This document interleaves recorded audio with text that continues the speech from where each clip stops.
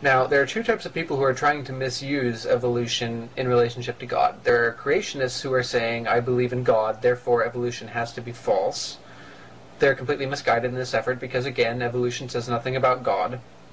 And there are also atheists, and this group is often overlooked, who tend to try and use evolution as a means, or as a proof of there not being a God.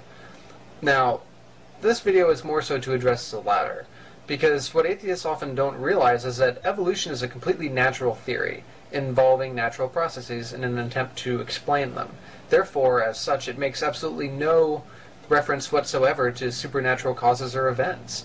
Evolution simply doesn't address God, so you can kind of go with that how you will.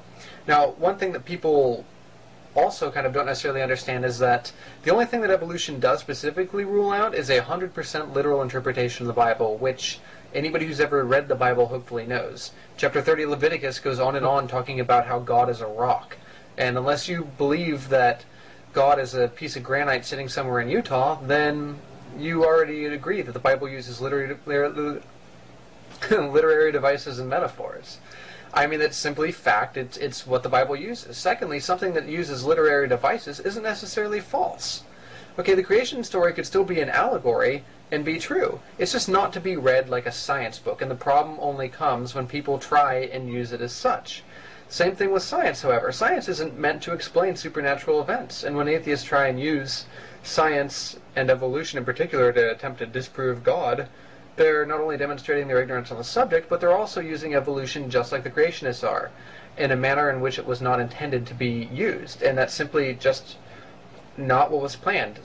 Now, when Darwin published his Origin of Species, a Harvard biologist, Asa Gray, who's a devout Christian, wrote to Darwin and said, you know, ever since I've been reading, in all the years I've been reading the Bible, it tells me that God made the universe and God made life, but the Bible doesn't say how.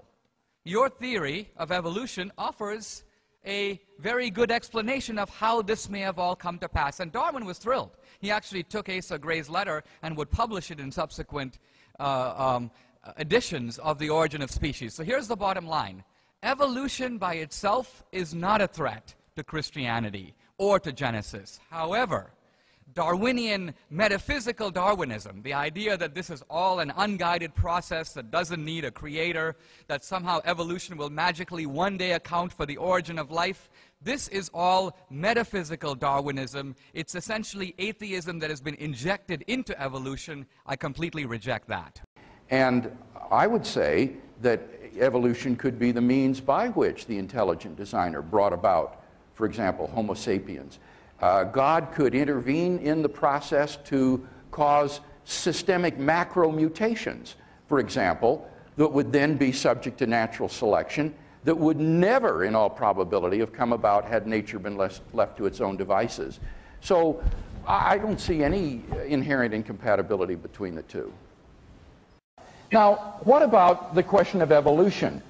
Let me submit to you that this is a complete red herring. The theory of evolution is irrelevant to the truth of the Christian faith. Genesis 1 permits all manner of different interpretations, and Christians are not necessarily committed to special creationism. Howard Van Til of Calvin College, a Christian school, asks, is the concept of special creation required of all persons who trust in the Creator God of Scripture? Most Christians in my acquaintance who are engaged in either scientific or biblical scholarship have concluded that the special creationist picture of the world's formation is not a necessary component of Christian belief. And I want to emphasize this is not a retreat caused by modern science. St. Augustine, in the 300s, in his commentary on Genesis, argued that the days needn't be taken literally, nor need the creation be a few thousand years ago. He didn't even envisage special acts of creation. He said the world could have been made by God with certain potencies that unfolded in the progress of time. This interpretation was enunciated 1,500 years prior to Darwin, and therefore this is a position that's consistent with being a Christian.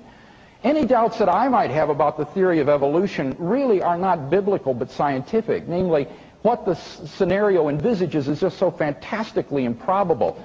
In their book, The Anthropic Cosmological Principle, Barrow and Tipler lay out 10 steps necessary to the course of human evolution, each of which is so improbable that before it would occur, the sun would have ceased to be a main sequence star and would have burned up the earth. Now, it seems to me that if evolution did occur, then it would have had to have been a miracle. In other words, evolution is literally evidence for the existence of God.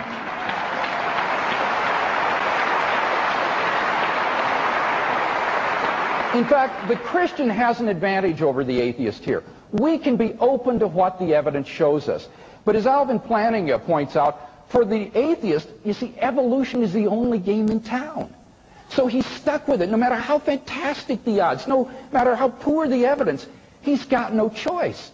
But the Christian can be open to follow the evidence where it leads, and therefore I think can be more objective.